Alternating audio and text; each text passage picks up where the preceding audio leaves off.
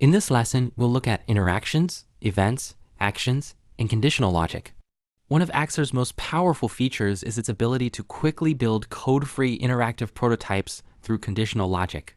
An interaction, which is an event, can have multiple cases beneath it. These cases can have conditions, like if or else if conditions. If a case's condition is met, all the actions beneath it will execute in sequence. Let's go through an example. Select the default button and add a click event to set the text of this to click.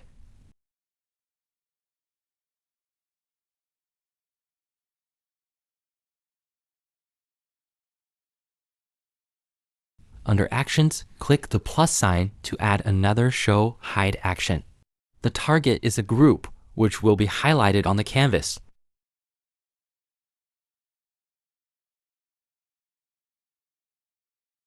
Hide another group as well.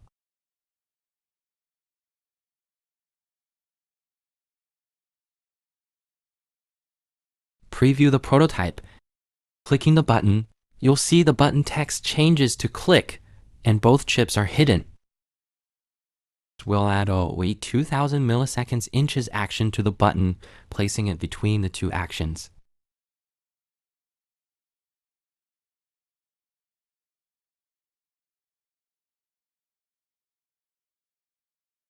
Preview the prototype again, and you'll see the actions execute in sequence.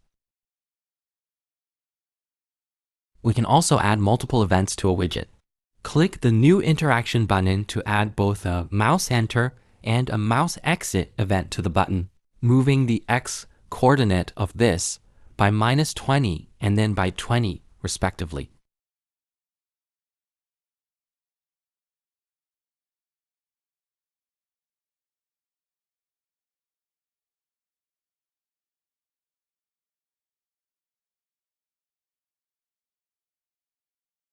Preview the prototype, and you'll see the button move when the mouse enters and exits.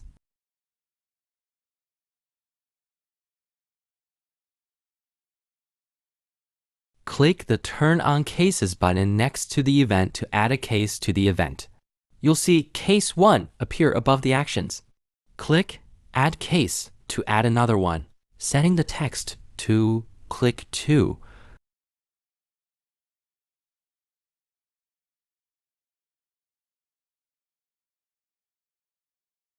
Preview the prototype, and now you can select either Case 1 or Case 2 when clicking the button.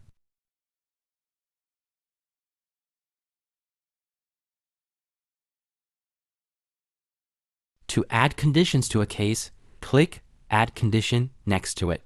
In the pop-up window, you can set the case name and condition. Click New Condition to add one. Each line allows you to set different parts of the condition.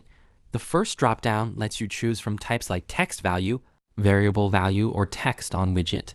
The second drop-down lets you select a target, the third drop-down provides operators, and the last text box allows you to input a value. You can click New Condition to add more conditions. Above, you can also choose between Match All or Match Any conditions.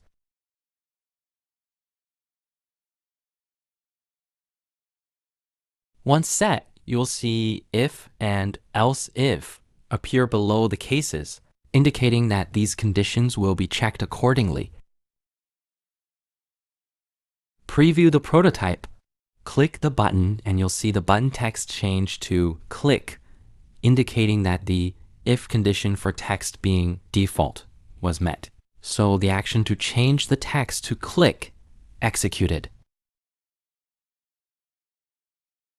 Hover over Case 2, and here you can switch else if to if. Let's go over the difference between if and else if. First, the system will check all the if conditions. If an if condition is met, it will execute the actions below it. If none of the if conditions are met, the system checks the next else if condition. Once an else if condition is met, it executes the actions below it and stops further checking. If all conditions are if statements, the system will check each if condition one by one, and if they're met, all corresponding actions will execute. Since we switched else if to if both if conditions will be checked. Preview the prototype and click the button. You'll see the button text change to click to. Now, let's add an else if condition. If the text on this equals click to,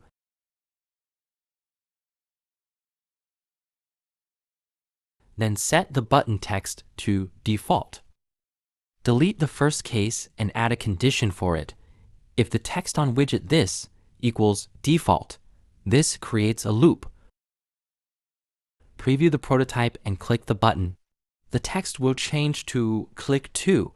Click it again, and the text will change back to default.